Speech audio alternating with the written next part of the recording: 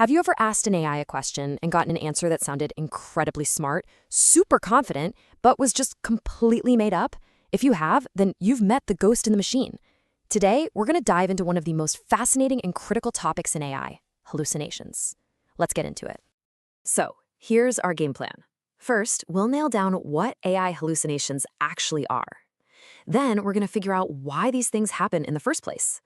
After that, we'll open up a powerful toolkit of solutions, and I'll show you how to assemble those tools into a real blueprint for building AI you can trust. And finally, we'll talk about why this matters so much. All right, first things first. What exactly are we talking about when we say an AI is hallucinating? I want you to just imagine this for a second. What if you asked an AI assistant for a specific scientific study and it just invented one? Or you asked for legal advice and it gave you something that sounded perfect but was totally dangerously wrong? That's exactly the problem we're talking about. Okay, so here's the official definition. A hallucination is when a large language model generates information that is confident but incorrect, fabricated, or just plain unverifiable. The key phrase there, the one you really need to remember, is confident but incorrect. The AI isn't trying to lie to you. It's just confidently making stuff up because it's not grounded in reality. And believe me, this happens all the time. A model might cite research papers that just don't exist. It might give you lines of code with functions that were never created. Or it'll try to answer a question about something that happened yesterday, even though its knowledge cut off a year ago. And these aren't just little quirks, right? They can have really serious consequences. So this leads us to the big question, why? Why do these incredibly powerful systems do this? To really get a handle on the solution, we've got to pop the hood and understand the cause. Now, here's the most crucial thing to understand. Hallucinations aren't really a bug. In a weird way, they're a feature of how these models work. See, at their core, LMLs are just incredibly sophisticated next word predictors. Their entire goal is to figure out what word should come next in a sentence to make it sound fluent and human. They'd optimize for what sounds plausible, not what is factually true. So when they hit a gap in their knowledge, they don't just stop. They do what they were trained to do. They fill in the gap creatively to keep the sentence going. And this brings us to what I think is the single most important rule to remember when you're dealing with AI. Just say it with me. Fluency does not equal correctness. Just because an AI's answer is well-written, articulate, and sounds super confident, that does not mean it's true. Okay, so we get the problem. It's a big one. But the good news is we can fix it. So let's open up the toolkit and see exactly how we can tame this beast and start building AI systems we can actually rely on.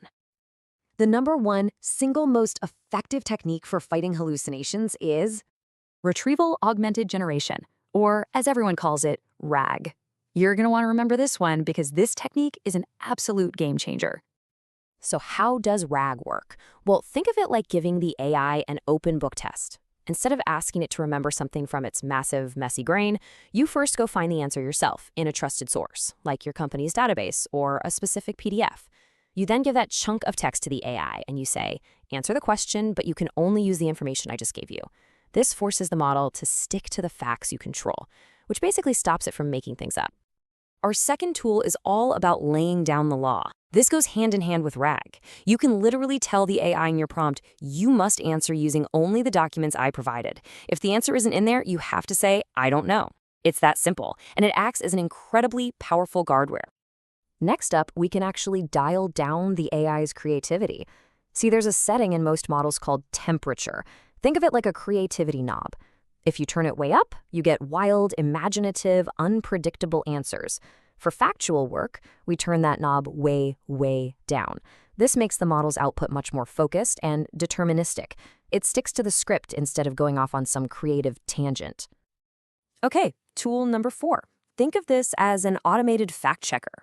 After one AI generates an answer, you can have a second, specialized AI whose only job is to check that answer against the original source documents.